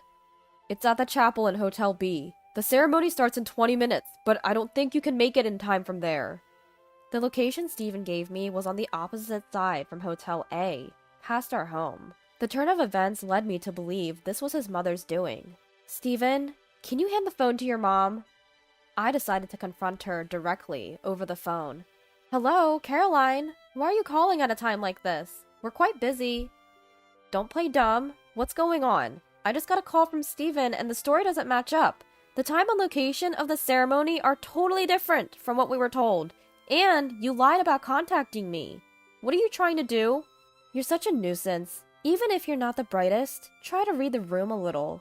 Your presence would spoil a special occasion like this, and it's embarrassing to have a dropout, so don't come." "Fine." Suppressing my frustration, I reached out to a certain person. Meanwhile, in the groom's waiting room at the wedding venue, Stephen was having a heated argument with his mother and brother. "Mom, how can you say that to Caroline? And Robert, why was the content of the invitation sent to our house different from the others? Were you deceiving us from the start?" "Huh? What are you talking about? As long as you're here, everything will look fine. And it won't be a problem even if the dropout isn't here, right? Don't you dare stop belittling my wife any further." "Stephen, Robert, both of you, stop it. This is right before the important ceremony." "Who do you think caused this massive bride harassment at this important ceremony?" At that moment, there was a knock on the waiting room door. Outside the door were Robert's bride-to-be and her parents. "I heard that you declined Caroline's attendance. Robert, can you explain why this has happened?" There's a reason for this. It's embarrassing, but my brother's wife only has a middle school education, so she's not the kind of person who should be here." "That's right. My eldest son's wife, Caroline, is a dropout. But my son went against my wishes and married her. She and her mother lack common sense and are a disgrace to our family. It's too embarrassing to invite such a daughter-in-law here." At the words of Robert and his mother, the bride covered her mouth with her hand, and her parents exchanged glances with clouded expressions. Robert, even if it's true, there are things that are acceptable and things that are not acceptable in society. The bride's father said so, showing the screen of his smartphone. What? How did you get a hold of that? What the bride's father showed to everyone present was the image of the invitation sent from the in-laws to us. Actually, the bride's father is my former boss. Although he is no longer my direct boss due to a transfer, he was the one who did everything he could to help me get promoted, and I owe him a lot. Also, the bride had once worked part-time at my workplace, so I was acquainted with her. It seems that you and your son have a misunderstanding. My daughter and I know Caroline very well, and she's not the person you describe. She was a child who struggled with her family environment, but she's always been a dutiful daughter who loves her mother. She never forgets to be considerate to those below her, and she took good care of my daughter when she was working part-time for work experience. What? But... As Robert stammered, this time the bride spoke. What my father says is true. When I was in high school, I used to work part-time at his office. Being young and naive, I wasn't well liked by my coworkers. But Caroline always stood up for me. She also helped me when I was being bothered by a difficult customer, and she always took the time to explain things that I didn't understand at work. My father and I are truly grateful to Caroline, and to think that someone would treat our benefactor in such a way. At the bride's words, her mother-in-law was shaking with anxiety. She began to shout, obviously at the end of her patience. Well, education is important, isn't it? I made sure my sons were well educated, so I wouldn't be ashamed to introduce them anywhere. Even made sure they graduated from college. And in this day and age, to only have a middle school education? Unless there's a very good reason, it's expected to at least graduate from high school. If they can't do that, it's simply a lack of effort on the part of both the individual and the parent. There was indeed a very good reason, at least for Caroline and her parents. And she, having joined the workforce right after middle school, worked hard. Didn't you hear from Caroline herself? She acquired her high school equivalency diploma as part of the requirements for her promotion. Actually, I took a high school equivalency exam as a requirement to be promoted to a full-time position.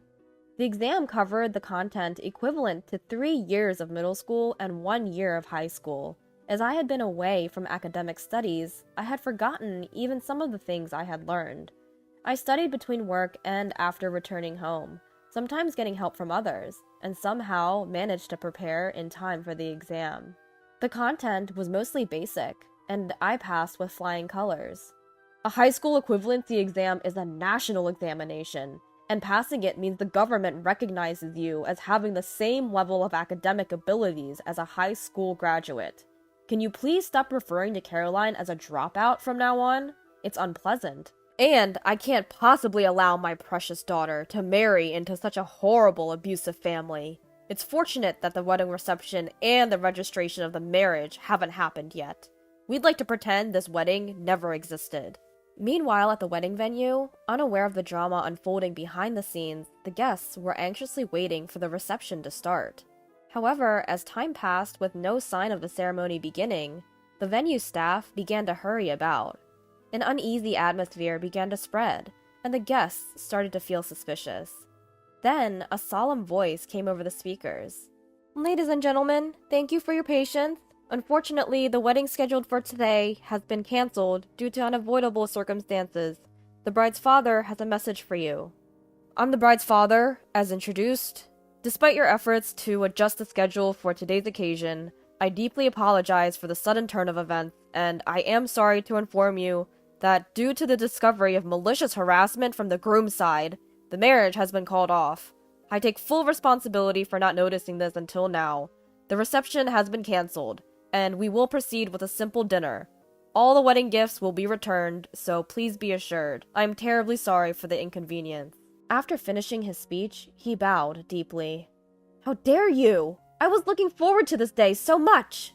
The discontented mother-in-law stormed the venue, causing a commotion, but was restrained by the staff and dragged off to a side room. The guests left at the reception venue found themselves in an awkward predicament.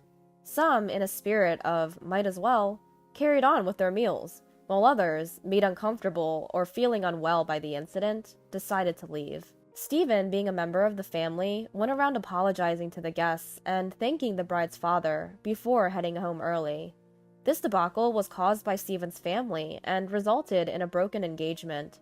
As a result, Robert and the rest of his family decided to cover all the costs, including the reception fee, the transportation costs for the guests, and an additional compensation for the bride's side. Due to this incident, my mother-in-law started receiving judgmental looks from relatives. Robert, who had invited his colleagues to the wedding, also found his standing at work had deteriorated. When we got home, my husband apologized to me repeatedly. "Caroline, I'm really sorry about my family's behavior," he said. "It's okay, it's not your fault, Stephen. I want to make things right. I've decided to cut all ties with my family over this incident. I'm utterly disgusted. We live quite close to my mom's house, so how about we move closer to your mom and start over in a new place? If it's okay with you. We could live with your mom." "Really? Thank you, Stephen." I agreed to Stephen's proposal, and we started to live with my mother. Our interactions with the bride's family have resumed, surprisingly in a pleasant way, all thanks to that chaotic reception. Life is unpredictable, isn't it? Marriage can be tough when you're stuck with weird in-laws. Christiana, the mother-in-law, looks worn out as she seeks sympathy from relatives. And she never gets better at cooking. Have you ever met an adult who can't learn? Layla, the sister-in-law, jumps in, adding fuel to the fire. Enough is enough. Armed with undeniable evidence, I step in front of the family. My name is Natasha, and I'm 29 years old. I got married 2 years ago and work part-time. My husband Justin has a full-time job. We met through friends and got married after dating for 2 years. We live in a house that was rebuilt on my in-laws' property. That was one of the conditions for our marriage. I initially opposed it because I wanted us to build our own home, but I've learned something since getting married. Justin never stands up to Christiana or Layla. He treats Christiana like she's a goddess, which was a shock to me. He tries to make sense of even her most nonsensical statements. Even when I suggested that living on the same property might be uncomfortable, Christiana shot it down. My opinions are secondary now, so we considered a 2-family home. It would be cheaper to build and would save on utilities, but Christiana's selfishness exploded again. She insisted on living alone, complaining about hearing other people's noises, so we ended up building a small, separate house for her. I still don't understand why she was so against it. If anyone should be unhappy, it's me. She even refuses to install a shower in her place and comes over to ours every day. She insists on being the first to shower, claiming it affects her health otherwise. Every day I come home to find Christiana has let herself in and is lounging around after her shower. She even goes through our fridge like it's her own. She complains. "At least keep some beer chilled for me after my shower. You're so inconsiderate." So now we end up having dinner together every day. It's like we're living together, except she has her own big room. But that's not the only issue. As mentioned before, Justin has a sister. She's quite a character and very different. Layla is still unmarried, and with her personality, marriage seems unlikely. She doesn't even seem like she could get a boyfriend. Layla is incredibly wasteful. She lives in an apartment 5 minutes away, but only works part-time. She says, "I'll quit my job when I get married, so why work full-time?" But I think the real reason is her obsession with a minor, unsuccessful idol. If you don't work part-time, you won't be able to take free time off. Even though it's a service industry, it's impossible for a full-time employee to take a day off every weekend. For Layla, these events are her top priority. She brags about being recognized at every event. She buys multiple $10 photos, and her room is filled with them. And that's not all. To keep up with her idol events, Layla always shops for secondhand designer goods at consignment stores. So she's always decked out in worn-out, outdated brands. Yet her pride is sky high, and she constantly looks down on me. I'm not into flashy fashion or secondhand items. Still, she snidely comments, "With your plain face, wearing those clothes, you'll just blend into the background." She's got a talent for backhanded compliments. Ever since I got married, Layla has been asking for stuff every time she sees me. Not just clothes and bags, she even takes photos against our home's walls to post on social media. She's a total show-off. She even asked to borrow my engagement ring for an idol event. I firmly refused. I can't risk losing it. What Layla and Christiana have in common is their high pride. Despite not having much income, they have expensive taste. They insist on organic vegetables and only eat meat from well-known brands. They even say we have to go to a poultry farm to buy eggs. Because these two eat dinner at our place almost every day, I've started to hate dinner time. They claim they're here to make sure Justin doesn't eat anything weird.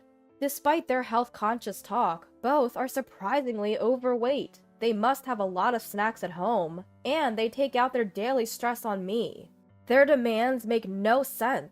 For example, they say, "Wash the curtains once a week! Dust and allergies will make us sick if you don't vacuum every day."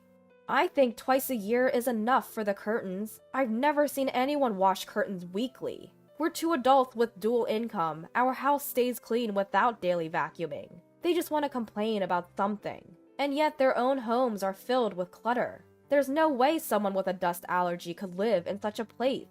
You might wonder why I married into this family. Simply put, Justin deceived me. He told me grand lies. First, he said saving money was his hobby. We never splurged on dates, so I believed him. I'm not used to luxury, so his frugal lifestyle felt comfortable. I thought we'd save money to invest in our hobbies. When I shared this with Justin, he seemed very sympathetic. But after marriage, I found out his financial situation was entirely different. He's not the same person I dated. He also lied about enjoying his job. He tries to find excuses to skip work. His company probably knows. And his entire family just wants to work me to the bone. Here's the strange part. Justin told me to quit my full-time job when we got married. He said one condition of our marriage was for me to become a housewife. I was too excited at the time and lost my sense of judgment. I never liked my job, and I had always admired housewives. I saw posts from housewife friends who always kept their homes clean. I wanted to support my family in a sparkling clean home like hers. But once I started married life, everything was different from what I'd heard. First, when we were in the process of rebuilding the house, it turned out Justin had loans, so we couldn't get a mortgage. Even the home builder was surprised. We were told that if we had land, the loan would most likely be approved. About not having any other loans, Justin had lied. But we were already married, and I was determined to build the house, so I lent Justin the money. Before marriage, I never thought I'd be responsible for the debt Justin accumulated while he was single. The silver lining was that I liked to save money and had a decent amount saved up. That's how I could cover Justin's debt. Otherwise, I couldn't bear it. My savings were almost entirely depleted when we got married, and the day I could become a housewife never came. I had to look for part-time work right away. Fortunately, I found part-time work quickly, as long as I wasn't picky about the hours. Even with a day's income, it's tough to get by on Justin's salary alone. Plus, we want kids someday, and we need emergency funds. So I took all the part-time work I could get.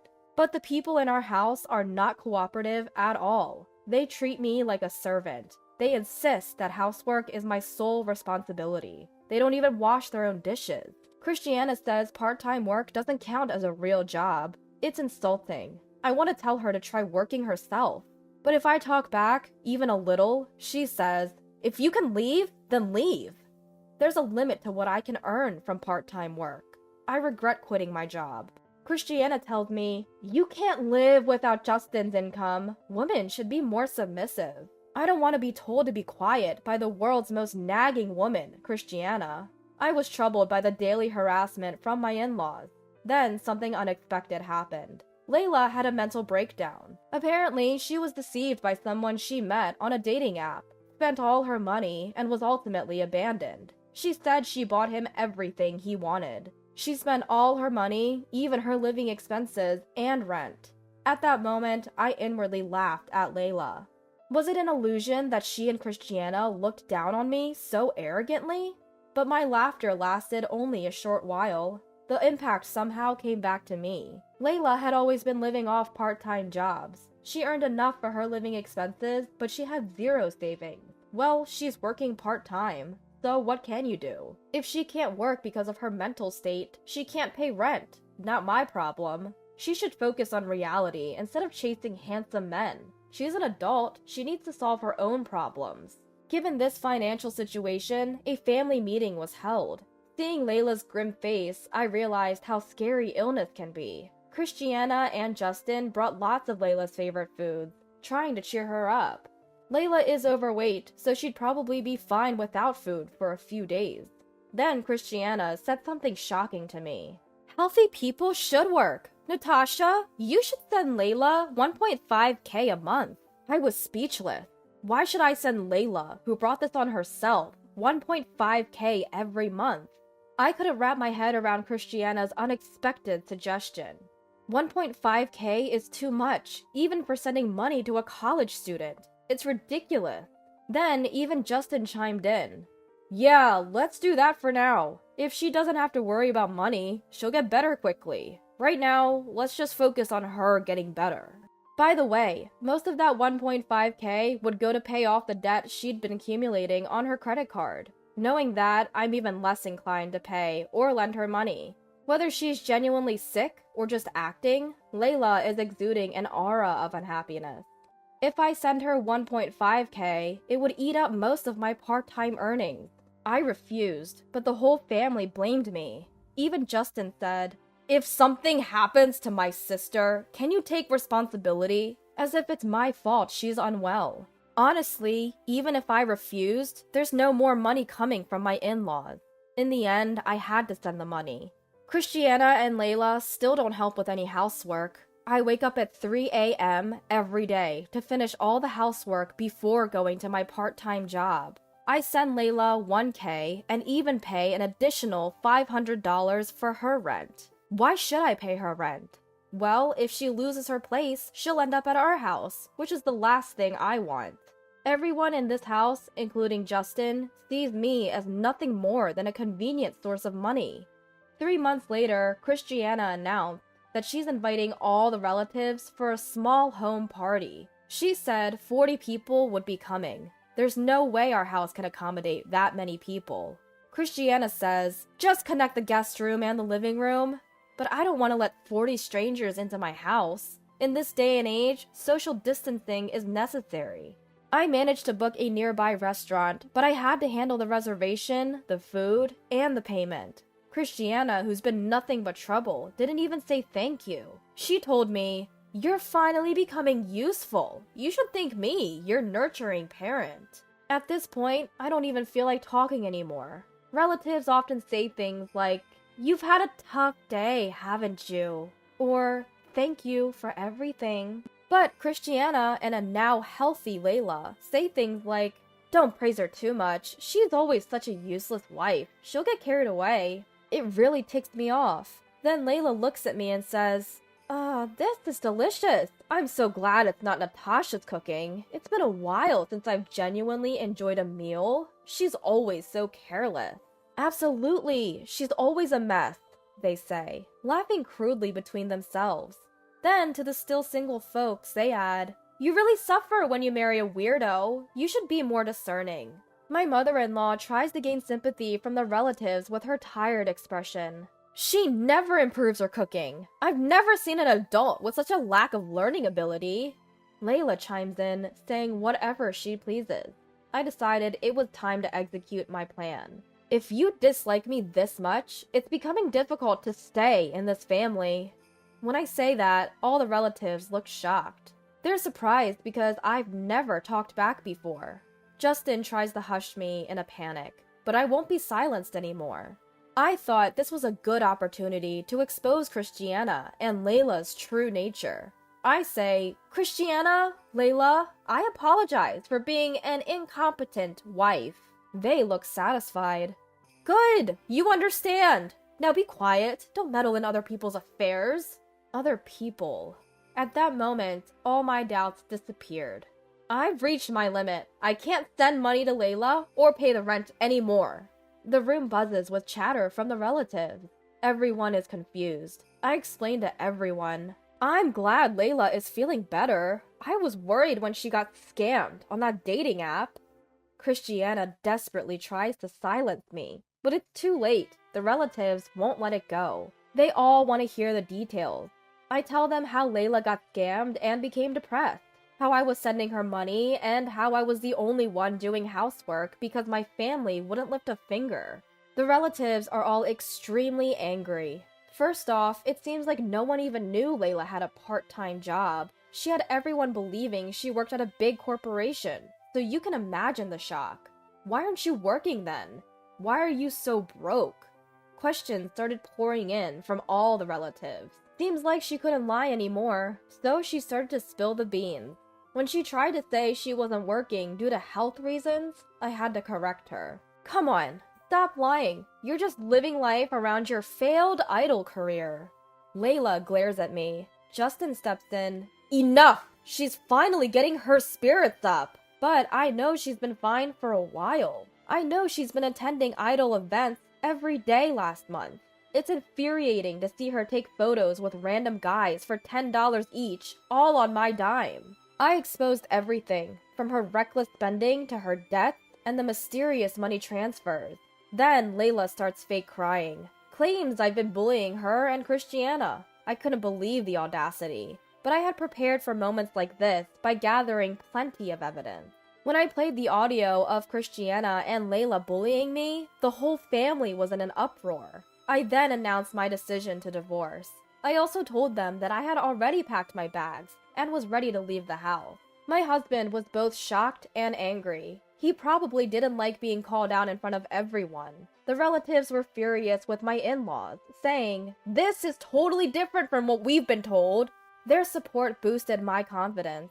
Although my husband was angry, the relatives backed my decision to divorce, and it was finalized without a hitch. We're not a wealthy family, so I couldn't expect any alimony or property division. However, with the help of my relatives, I was able to arrange for the money I had lent and sent over the years to be paid back in installments.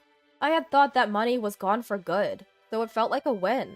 I got him to sign the divorce papers in front of everyone and immediately filed them. I felt like a weight had been lifted off my shoulders. My mood instantly brightened. No more mysterious money transfers or rent payments. I now have a lot more financial freedom. I'm happy that I can finally buy stylish clothes that I haven't been able to afford for a long time. Divorcing was definitely the right move. After that, my in-laws fell apart almost immediately. Well, of course, they couldn't possibly sustain their lifestyle without my income. My part-time earnings were much higher than my husband, so it was inevitable. He was often skipping work and had switched to being paid daily. He had been lying to me and spending his days gambling. There's no way a household of 3 spendthrifts could ever work out. 4 months after the divorce, I happened to pass by my old house and saw a for sale sign. I couldn't help but smile, thinking, serves them right. Since that family gathering, some relatives have been concerned about me and kept in touch. They often update me on what's happening with my former family. From what I've heard, they can't make ends meet and have moved into an old apartment. It's one of those rare places where the toilet and bath are shared. Proud as they are, Layla and Christiana seem humiliated and even more withdrawn. With no money for outings and 3 arrogant people crammed into a small space, it's no wonder they're at each other's throats. Being alone has made me feel free, and I've started to enjoy my work. People around me have noticed that I've become happier, and I think the divorce was a good decision. In fact, I was offered a full-time position from my part-time job, and now I'm financially stable. I'm amazed at how everything has been moving in a positive direction since the divorce. I now have some financial breathing room and am enjoying investing in myself. From now on, I plan to take better care of myself and grab hold of happiness. I got rid of all of your stuff because you decided to go home without telling me. When I returned from caring for my mother, back home, these shocking words were thrown at me by my husband. A quick look around the house confirmed that none of my personal belongings were anywhere in sight. Why would you do such a thing? You left me here all alone to go back home. It's your fault for not listening to me. With that, my husband flung the newspaper he was reading at me. I let out a heavy sigh at his childish behavior. My name is Lucy. I am due to retire at the age of 65 this year. but have accepted an offer to continue working till I'm 70. My husband Joshua and I were introduced by mutual friends. We married 2 years ago. Both of us had been previously divorced and we didn't have any children together. Living as a couple in our late 50s turned out to be more exciting than we'd anticipated, despite our busy work lives. However, ever since my husband retired a year ago and started staying at home, his attitude towards me has slowly changed. From the start of our marriage, he has been somewhat dominant at home. Constant complaints and snide remarks about my housekeeping have worn me down emotionally. As we were newlyweds, I was concerned about our lives in old age. Divorce wasn't an option back then, no matter how tough things got. Well, dinner? I haven't seen someone in such a long time, I'm definitely going. I received a call on my cell phone from a friend from college inviting me for a meal after not seeing each other for several years. We were all so busy that we hardly had the chance to get together, so I immediately accepted the invitation. We agreed to have lunch together the following Sunday. I was looking forward to meeting my old friends and worked hard to make it that day. To make sure I arrived on time for our meeting, I left the house. While my husband, who usually sleeps until noon since his retirement, was still asleep, I left a handwritten note before heading out. Sorry to keep you waiting, you're all early. I planned to arrive 15 minutes early, but my friends were already there. We just got too excited and arrived too early. Today, 2 of my high school friends, who also attended the same college with me, were joining. We've been the best of friends. As our chatter was blooming, it was time for our reservation, so we headed to the restaurant. It was a casual and welcoming place. Since I was always busy with work, I rarely had the opportunity to visit places like this, which made me very happy. I haven't been to a place like this since my youth. You're exaggerating. Let's come here as many times as you want after you retire. But you extended for 5 more years, right? People who can work are different. We don't have to wait until I retire. We're going to have lots of fun from now on.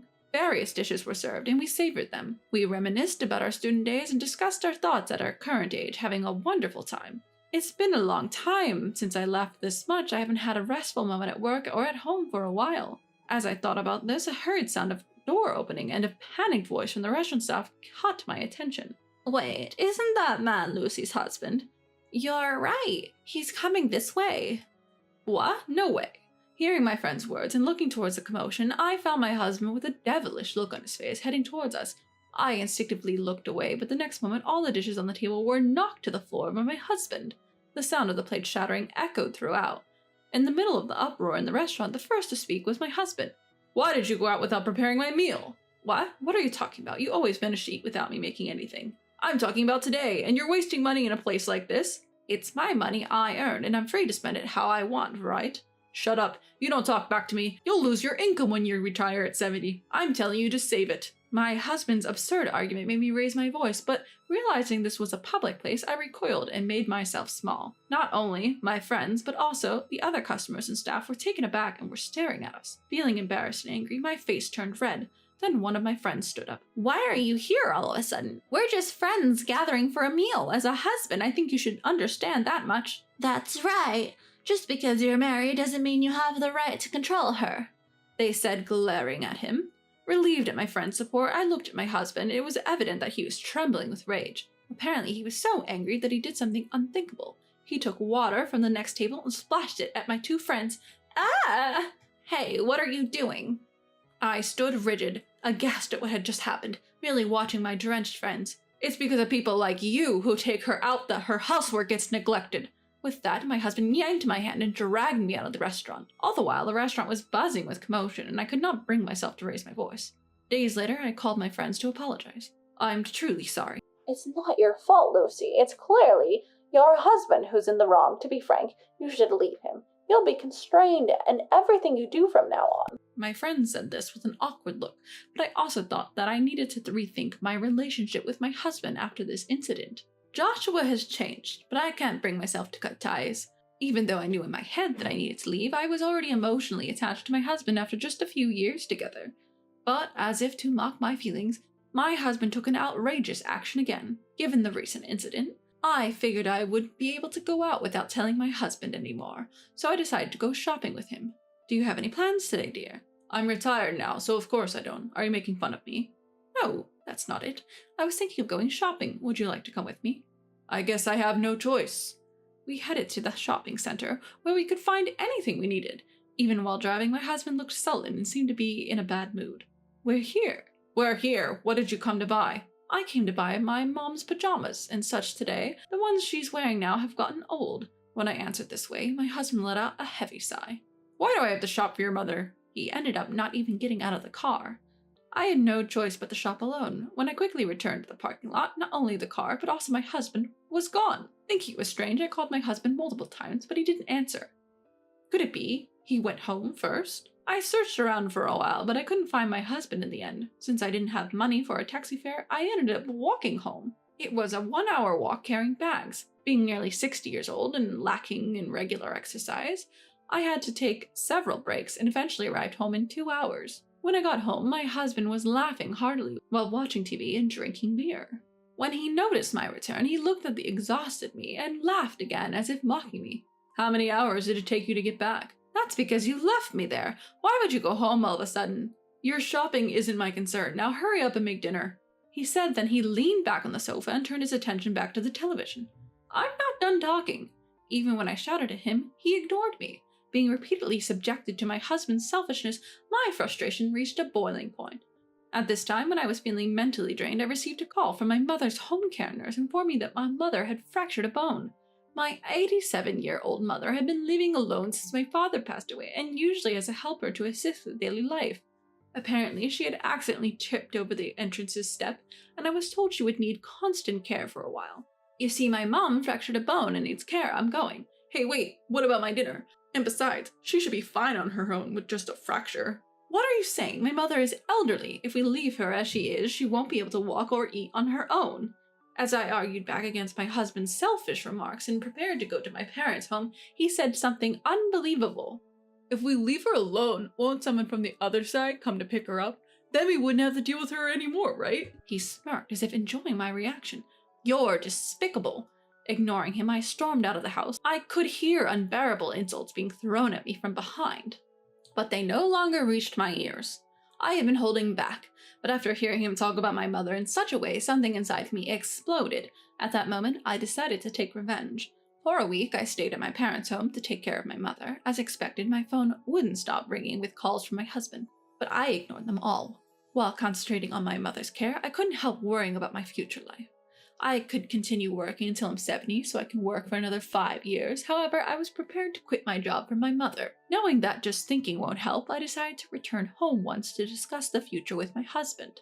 When I arrived home, the front door was unlocked and my husband was sitting on the living room sofa with his arms crossed. I'm back! I hesitantly called out to him, and the words that came out of his mouth were unbelievable. I threw away all your belongings because you went to your parents' house without permission. What? In a panic, I looked around the house. Indeed, all my personal belongings had vanished. My clothes from my wardrobe, my cosmetics from the bathroom, everything. The album with precious memories of my mother seemed to have been discarded as well. Why would you do such a thing? Where did you throw them? Give them back. What's with the attitude? If you can't listen to me, then get out. What? Whether it was because I was being defiant, he was irritated and hit the table. Seriously, you incorrigible man. I wonder if my mom had seen through your character. Having lost the energy to even get angry, I sighed heavily and looked down at my seated husband. Our marriage certificate. Huh? What are you talking about? Our marriage certificate. My husband, who hadn't expected to hear that, widened his eyes in surprise. We didn't submit it, right? Us? In fact, my mother was strongly opposed to my marriage to him. Looking back, I wondered if she had sensed something about my husband back then. She adamantly refused to permit our marriage. There were also circumstances at work where it were more convenient for me to keep my maiden name, so we had discussed waiting until each of us retired to submit the marriage certificate. We were in common law marriage. So we're not legally husband and wife? That's right. We even had separate insurance cards. And I had been left to handle all official documents. You must have completely forgotten about the existence of the marriage certificate, so you threw it away, didn't you? I coldly stated this, staring at my husband, still seated on the sofa. Since we haven't submitted the marriage certificate, we're not legally a couple. Plus, I built this house before we got married. Wait, you can't be serious. Indeed, I am serious. The one who needs to leave is you, Joshua. I can't live with someone as horrible as you. Wait, hold on. You've changed since you retired, Joshua. If it was just the nasty things you did to me, I could still forgive you, but it's unacceptable for you to badmouth my friends and mother. Wait, I was just jealous. You can still work while I can't. And you even said that you can work for another 5 years with re-employment. I was planning to work in the same department even after my retirement. but the company told me to move to an insignificant apartment. I couldn't swallow my pride. When I refused, they simply cut me off at the age of 65. As he said this, he hung his head and glanced sideways at me. He probably expected me to gently encourage him, as I used to do in such times, but none of that matters now. I went to the kitchen to get a garbage bag, and just as my husband had done with my belongings, I began to throw his things into it, one after another. I delivered the final blow to my husband, who was stunned by the scene. You seem to be relying on my income and savings after your retirement, but since we're not a couple, I want you to leave this house. You'll have to get by on your own from now on. Wait, I apologize for everything, so please don't kick me out. It's too late for regrets now. Goodbye. And so I managed to take my revenge on my husband and became free. After that, my husband lost his place to live, and as he was wasteful with money, his savings are almost zero, so he's living a very poor life. Of course, he can't make a living on pension alone, and given his high pride, even finding reemployment seems hopeless. He's said to be eking out a living with daily part-time jobs. He's been disliked by his relatives for a long time, so there's no one to help him. This is truly reaping what you sow. On the other hand, I started living with my mother. I was worried about my mother's health, and since her home was getting old, I invited her to live in this house. I managed to balance my work and caregiving with the help of understanding from my workplace and using caregiving services. It's very busy, but I'm living fulfilling and enjoyable days every day.